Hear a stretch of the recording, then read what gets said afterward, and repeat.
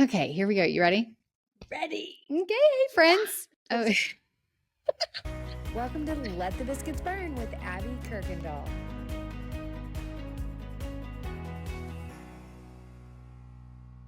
Hey friends, and welcome back to Let the Biscuits Burn. I'm Abby, and I'm your host. And today I have a special guest, Molly Ann, my sister, one of them. And we are really excited because we've been trying to have this podcast record this podcast for well over a month. I thought she was going to be probably one of my first guests. And while she is my first guest on the episode or on the podcast, I have had to do quite a few by myself. So I didn't think I was going to produce 6 episodes that were just solely me. So thanks for tuning into those. But today you're going to get to hear from Molly Ann. I'm going to let her tell you a little bit about herself and her kind of story in hospitality as we talk about a Friendsgiving she hosted several years ago. But before we dive into that, hospitality, when it feels hard, can be messy and chaotic and intimidating and overwhelming. And it's not something we want to do. It's what I talk about in my book, Let the Biscuits Burn. And if you haven't pre-ordered, you still have a couple of weeks. You can get those free goodies. All of the links are down in the show notes. But I do want to mention before we jump in that the mess that hospitality can sometimes feel like is put on us by the pressures of perfection that the culture kind of puts on us. And that is not okay. We need to be fighting that. We need to be encouraging each other. And that's why Molly Ann's here today, so that she can kind of give us an inside look at how she overcame. She's probably feeling so overwhelmed right now and just like, oh my gosh, I think you're making this out to be a little bit bigger of a deal than it is. But let me tell you something. She walked through it. She walked through it with a lot of kids. She walked in it with a new house. She walked in it into hospitality with her hands open and ready for God to move in her kind of, you call them life groups, D groups, in her D group. And I think you did. So I think you're going to learn a lot from Molly Ann. Molly Ann, welcome to Let the Biscuits Burn. Thank you. So excited to be here. Is that what you think you have to say? I mean, you listen to a lot of podcasts. I do, and I feel like all the guests say that. So excited to be here. I'm so excited. So excited to be on. Okay. She also said before, I'd love to know y'all's opinion. She said before that most of the podcasts that she sees with 2 people that are like recording in the same room, they look at each other the whole time and they don't look at the camera. And I have only recorded looking at the camera. So it's kind of like a story. Yeah. So that's what you're used to. Yeah. So I'm curious to know, how do you interact with podcasts? What do you see? What are you watching? Not that I will interview many people. Maybe one day when I have a studio. Mm-hmm. But until then, we're going to be looking at the camera, looking at each other. Right. This is going to be so fun. So tell me about, before we get into Friendsgiving, tell me a little bit about yourself, or tell everybody a little bit about yourself. I know you. And then kind of lead us into Friendsgiving. What was that, 2 or 3 years ago? Last year. Oh, it was last year. Yeah. Okay. It feels so long ago. So I'm Molly Ann. I have 4 kids, a 5-year-old daughter, twin 3-year-old boys, and I just had a baby in March. But last year for Friendsgiving, I just had the 3. So we go to a church where we have D groups, and my husband and I and another couple are co-leaders of our D group, and we have about 12 couples. So it's a lot of adults, and I think the count was like 24 adults and 25 kids or something. It's crazy. But last year we might have had more. We kind of add people, lose people, whatever. Yeah. And so when we were considering doing Friendsgiving, we had been in our new house for 1 year, and we were not quite, ready to have people over. We were in the thick of having a 4-year-old and 2-year-olds, and it's always chaotic at our house. And I don't naturally love to have people over and to host because it just seems overwhelming, and naturally don't want to do it. So when we were considering having Friendsgiving at our house for our D group, my husband and I were talking, we realized we have built this house. We have a huge backyard. We have all these fun things for kids to do. We can't host everybody during the week because we live a little bit farther out than everyone. So it would be a good opportunity for us to have everyone into our home around the time of Thanksgiving because kids can play outside. We can utilize our new home for people to come and enjoy the space. And in Arkansas, during Thanksgiving, during November, it's not cold. It is pleasant mild, outside. Yeah. 60s. So we decided to host Friendsgiving at our house, which meant about a month leading up to the event, I had nothing on my walls, no rugs. I mean, I probably had a few rugs and a few things on my walls, but I felt the need to kind of decorate my home and have people ready to go through the house and to feel at home. And I think, a lot of things you talk about is like, we're not striving for perfection, but I do think that there is an element of hospitality that you feel like you want to make people feel absolutely cozy and welcome. You don't want them to feel like they're walking into like a sterile environment, totally. But you also don't want them to feel like, oh my gosh, I probably shouldn't be here right now. Right. So we were trying to find a balance of like, we didn't want it to be distracting, that there was like nothing on the walls and the toilets were dirty. So we wanted to make our home feel warm and inviting and clean and whatever. So it was a group effort to get our house ready for Friendsgiving. My mom was a huge help.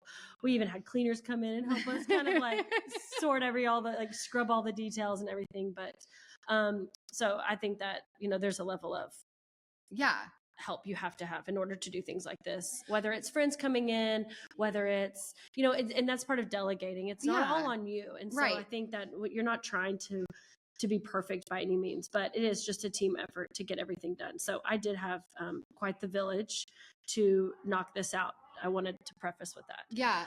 I'm not here with 4 kids scrubbing every single inch of my home and decorating, but we did many trips to Hobby Lobby.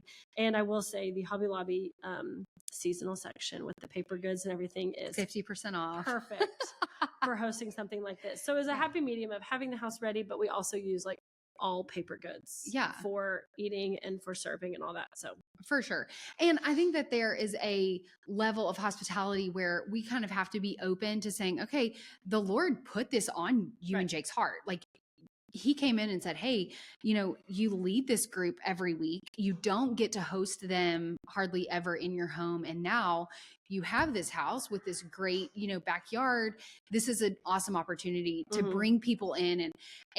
But there was a level of like preparation that you had to go through, not only probably preparing your space, but also like preparing your heart for all of this and saying like, okay, this is something that makes me so uncomfortable. And I'm so, anxious maybe is a word to use about like, how do you conversate with 30 people and 12 kids in a small room, like with everybody all over the place. And your table seats 10, 12. And so what did you do with like all the adults, all the kids? Like, how does that work? I mean, I remember you asking, you were like, where's everyone going to sit? What are you going to like, what's your plan? Yeah. The hospitality side of me was like, what are the logistics of this? Like, how do we do this? We made sure that just everyone had somewhere to sit. And, that is, we were sitting on couches and it just kind of was like, you know what, if things get spilled, they get spilled. Like we kind of, the things we purchased for our home, couches, rugs, it was all kind of in mind of like, things are going to spill. It's going to be fine. It's not a big deal. I mean, you have twin boys that are 2. So we had a bloody nose at the Friendsgiving. Oh no. And so, those things happen. But we had 12 at the table. We had babies in laps. We have 2 high chairs at our house. And so we have a bar stool. We have bar stools. We have couches. And then we did have a little kid folding table with like little kid seats.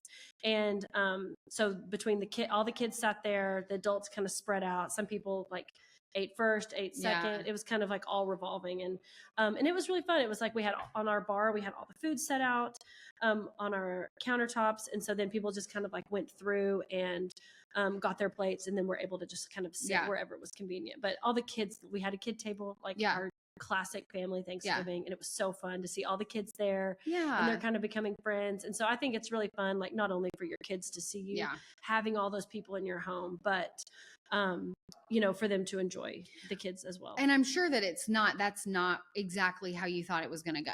I mean, we come from a family that is very orchestrated in our hospitality, that when we have dinner or when we're celebrating anything, we're recording this over Labor Day, we have a schedule. Because there's 40 people. Yeah. So when you have 40 people, there has to be a plan. Some organization. Exactly. And so we know when we're going to eat, we know the order of the line, we know where the food's going to go, we know where everyone's going to sit.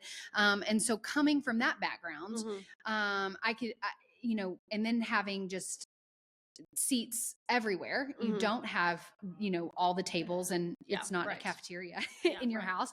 So like, how do you, how do you navigate that mentally or emotionally, like in the moment of Mhm. like, okay, well, and you're kind of a really easygoing person to Right. begin with. Like, And honestly, I kind of think our gatherings, from your perspective, you might think they are organized, but I do think people are sitting everywhere. yeah. I mean, there's multiple tables. There's a kid table. Everybody is kind of grazing in this. I kind of came in late earlier for one of the meals, and everybody was done, but then I made my plate. And so, I mean, I kind of think that our family is kind of like that. But there was like, we prayed. There was a moment where everybody's like, okay, the food's here, because people were kind of coming in for like the first 30 minutes bringing dishes. So like we say, Friendsgiving starts at 5:30, whatever time, I don't remember.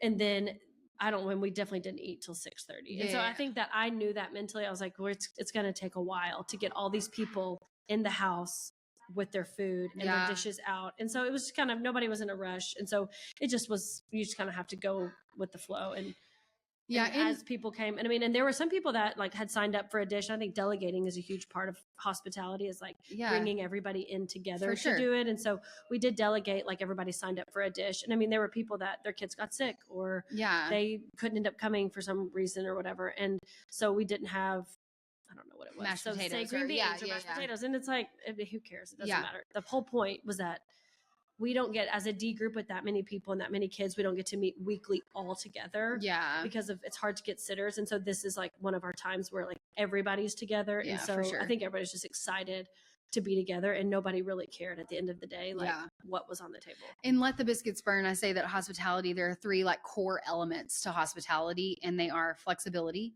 intentionality, and availability. And I think what you're hitting on is this like flexible attitude and mentality going into something that like, we're going to say dinner starts or Friendsgiving starts at 5:30, but it's really like people are going to start arriving at 5:30. Exactly. So there's an element of flexibility that comes with that. There's an element of flexibility that comes with, like a bloody nose and new couches and some new rugs, and understanding that dad left with one of Jake's shirts. There you go. Might not have it, but I washed it. I washed his shirt, and he wore one of Jake's own. There you go.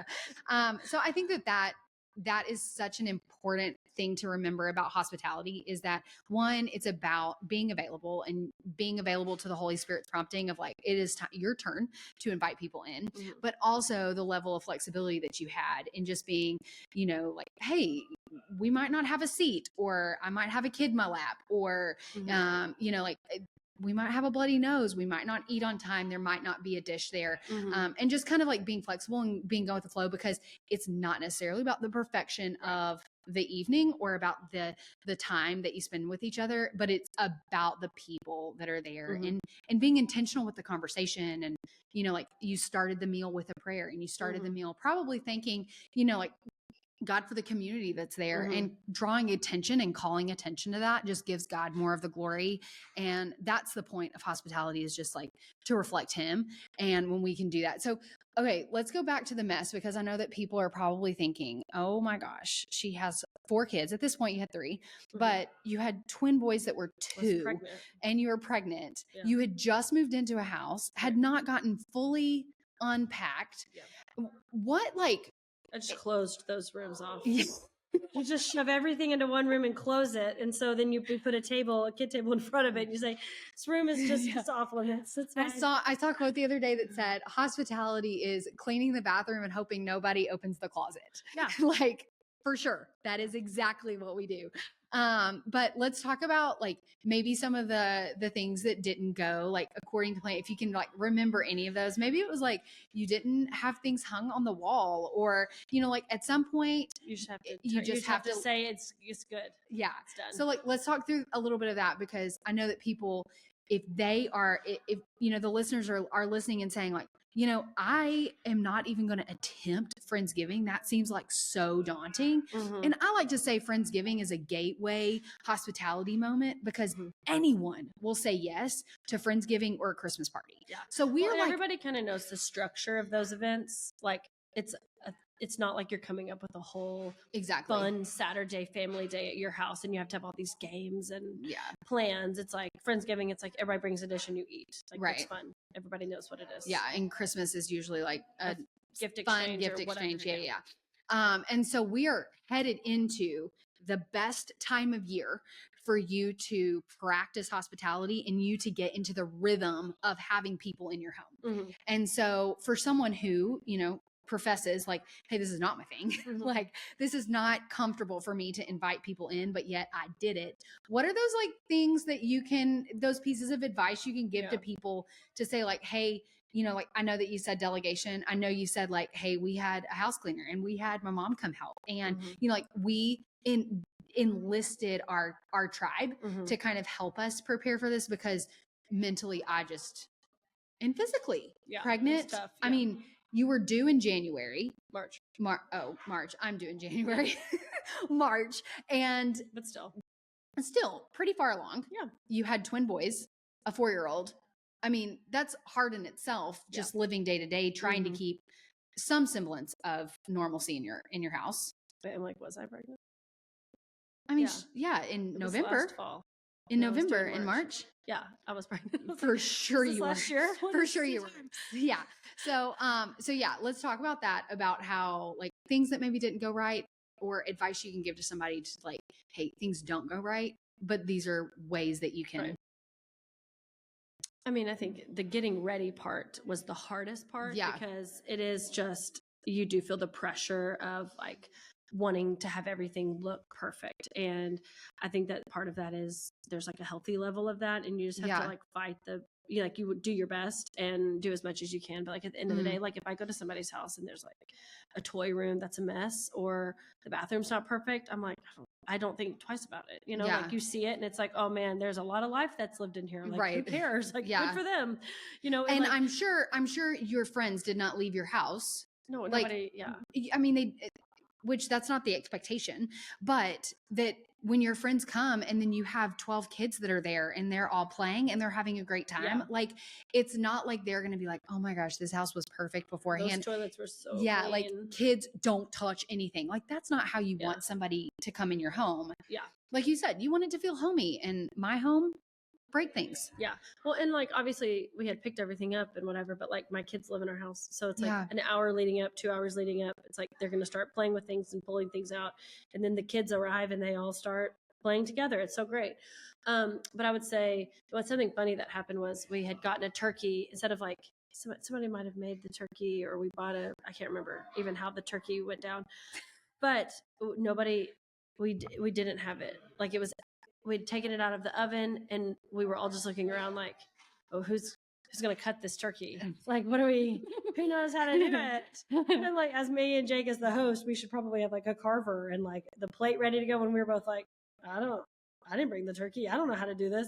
And so one of our friends, Angel, he hopped in and was like, oh, I can carve a turkey. And so he just started carving away. He was like, you have a knife? And I was like, sure. And he was like, this is not sharp. And I was like, sorry.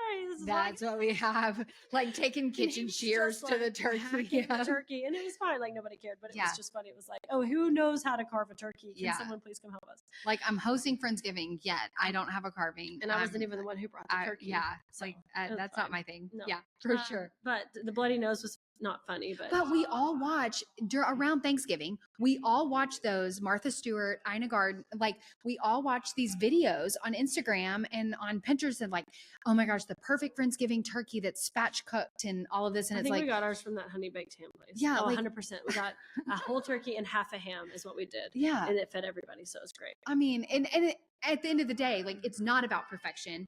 And, in Let the Biscuits Burn, I talk about Hebrews 13:2. And if you can hear noise in the background, we are recording this live, or not live, but it's live with us.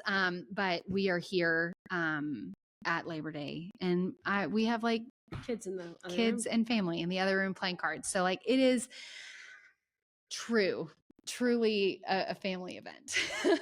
But I talk about Hebrews 13:2, and it says, do not forget to show hospitality to strangers, for in doing so, some have shown hospitality to angels without knowing it. And I think that is just such a perfect reminder that our hospitality, even in the chaos, even in the messiness, even in the imperfections, it's a way to bless others in really unexpected ways. And I think that it's not about it's not about not knowing how to cut the turkey. It's about the memories that were made with your friends around the turkey, right? Yeah, right. And so if you had not embraced and made yourself available to the Holy Spirit and said, yeah, y'all come in to my home, and hadn't been flexible and hadn't delegated the turkey, whatever, like those memories wouldn't be there. Those relationships wouldn't have been built or formed with those friends. Mm-hmm. So after surviving a really big Friendsgiving, after like doing all of that, what advice would you give to somebody who knows that the Holy Spirit is prompting them to open their doors, but they feel like their house is too messy, their kids are crying in the other room, or like they past her bedtime? It is way past her bedtime. But like, what would you give to them? So I just think focusing, like saying yes. So if you have a prompt, in your heart to like, I love that. To do something like this, just say yes. Yeah. I knew I couldn't fathom how I was going to do it, but it's like, if you just say yes, like God will make a way, and you just take it one step at a time. Yeah. I think is the best part. I mean, the most important part.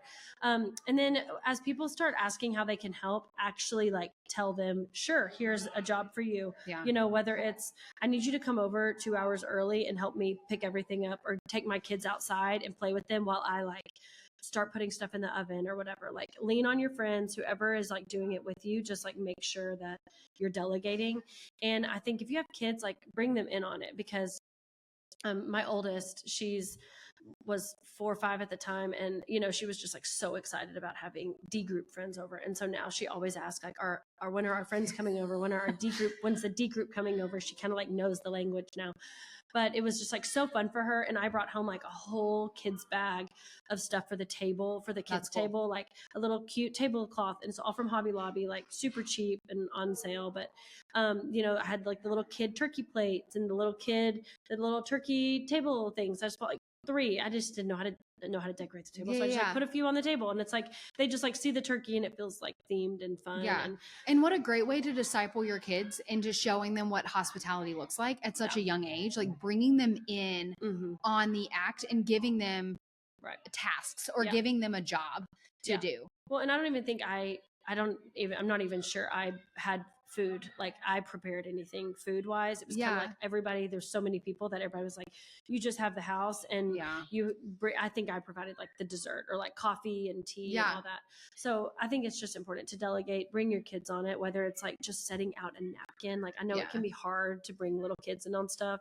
And so I think just like giving them one little task to where they feel like a part of it. I think that's a huge example for them, and like really fun memories. And then it kind of teaches them how to do it.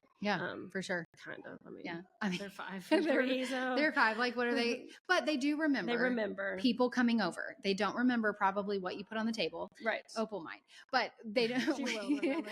Or like that you didn't know how to cut the turkey, or that mashed potatoes didn't make it there because someone was sick or someone got a bloody nose. But they do remember having people in and the relationships that were kind of formed or fostered in that space. And I think that's a great point, that you can lean on others. And I mean, I think that Jesus did that first potluck, feeding the 5,000. Like he leaned on a child's meal that he brought for himself to feed 5,000 people, and all he needed was a yes from someone. And I'm not a super perfection person anyways. I don't really care for perfection. I don't do it. Things were probably not on your walls. That's not my goal. And I was thinking about like, what did it all look like in the table where when we had the paper plates stacked, I had the napkins stacked. And then I was like, oh no, we have all these like plastic forks and knives. So I just got like one of our little paper cups that had a turkey on it. Like I have from Hobby Lobby the set. And I just like put all the forks in that one, and I put all the knives in the other one. And I was like, okay, great. There we go. Yeah. That's fine. It's just like, you have to keep fighting. And it was stressful in the moment. And like, I remember thinking like, I don't even think, and like, I think you have to fight a lot of the lies, like, oh, this is not good enough. Like you're not decorating good enough. Like whatever, you have to fight those lies before, during, and even after when you host people. Like I remember days after, I'm like, did I provide enough spiritual conversation? Did we, was the prayer okay? I don't even think I talked to anybody. I was just hustling around. Like I should have been more present. You fight all these like lies after the fact as well. And so I think that that's just important to like, as long as you know that going into it, that like you're going to have to fight those things, like you're just a little bit more prepared, and just making it a prayerful experience. Like Yeah. when you have those, lies come into your head, just like quick pause prayers, like, okay, you know what? I know that this isn't true.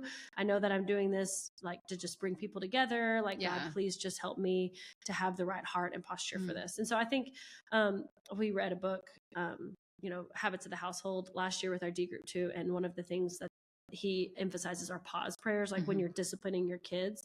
And I think you can do that in like hospitality or any aspect. It's like just pause, and before you're about to get anxious, or before you're about to have all these people in your house, just like pause and pray, just like short and little, and it kind of helps like recenter your focus on like why people are in your home and why you wanted to do it in the first place. Yeah. And I mean, we want to do it again, like right. everybody had such a good time, and we did a family day in the spring after I'd had Jane, and it was like, in May, and I'd had her in March. And so we went through it all again, and I did sandwiches, and I just like put out deli meat and turkey and bread, and everybody brought chips, and we had that. And it was like a cooler of LaCroix. That was it. I was like, okay, this is what you get. I'm postpartum. And everybody, the kids just like played in the backyard, and it was really hot, and it was what it was. But even like doing it for the second time was probably easier than the first time. Yeah. And doing it for the third time is going to be even easier than doing it for the second time. And so that's, guys, when I talk about the habit of hospitality or the rhythm of hospitality in your life, this is not something that Molly Ann is doing every day. This is not something she's doing every week or even every month, but she's doing it when the Holy Spirit is prompting her, and it is getting easier because she is saying yes, and she is putting the Lord in the moment. And so that is such a great reminder, and let this be your permission slip that you don't have to have it all together, that it doesn't have to be perfect, that you can let go of a lot of those pressures, because if your home is marked with love and life, then it is perfect for God to use. And we have to remember that as we walk into hospitality, as we walk into this season of hospitality with Friendsgiving, Thanksgiving, Christmas, New Year's. I even say like we're going to hit in the spring, we're going to hit kind of this 6-month sprint of hospitality moments. So invite people in now so that you can do it later. And I like to say, like, just say yes now, because then like that's a problem for future you. You know, it's like right now I can't even fathom having a Friendsgiving, but it's like that. Well, I'll deal with that when it comes around, and then it comes around and it gets done. It's great. So you just need to say yes. And there is like, you heard Molly Ann say, like, she was anxious and she was overwhelmed, like welcoming people into her home, and like the day there of, and that time. Shed. Yeah. If I'm being honest. And as people were there, it was still a little uncomfortable. She was like, oh my gosh, am I leading the conversation right? I don't know how to do this. I mean, you're probably I can only imagine your nerves when everybody was looking at each other like, who's going to cut the turkey? Like, you kind of funny. I mean, like, do you freeze in those moments? Like, yeah, I mean, you're kind of like, I mean, I can cut it. I can give me a knife. I'll cut it.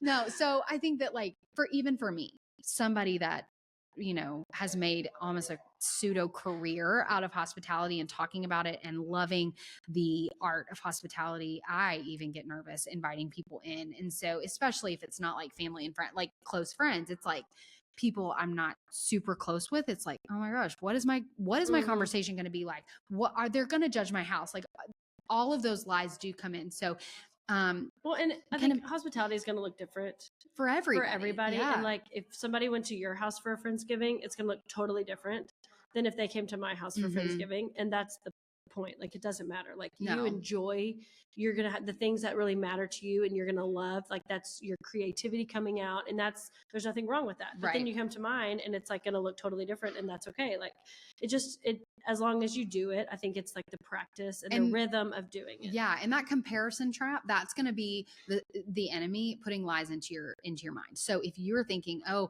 I'm not going to do it like Abby, so I'm not going to do it at all, or I'm not going to do it like Molly Ann, so I'm not going to do it at all.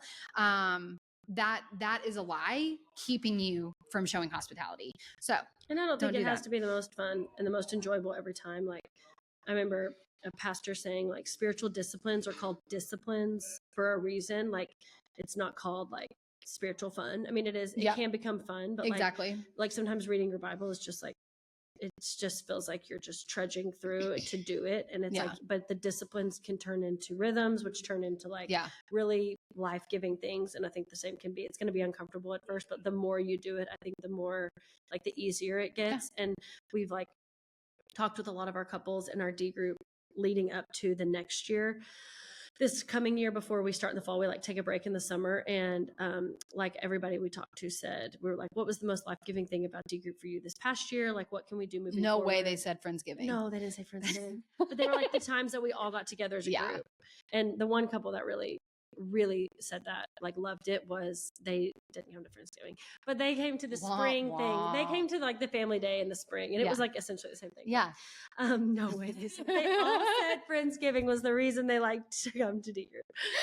No, but so I think that people don't really care. They just like all want to be together. Exactly. It's all about connection. And so I guess I'm doing it again. Yeah, you're doing it again. But that is what we've got for you today. So I hope that this episode really encouraged you. And again, let this be kind of your get out of jail free card for hosting a Friendsgiving or hosting an event here in the next few months. You could even host a Let the Biscuits Burn party with my book. You could do that. So next week we were talking to a friend named Lauren. She has a business called the James Method, where she produces Bible study tools for studying scripture and memorizing scripture. And the conversation is just amazing. So you are not going to want to miss that. So press subscribe, share this podcast if you were encouraged with some friends, and go buy Let the Biscuits Burn. But remember, it's not about how perfect your home is. It is about the love and the life that you have inside of it. And even if the biscuits are burned, the Lord can use you. So say yes, friends. Bye. Bye.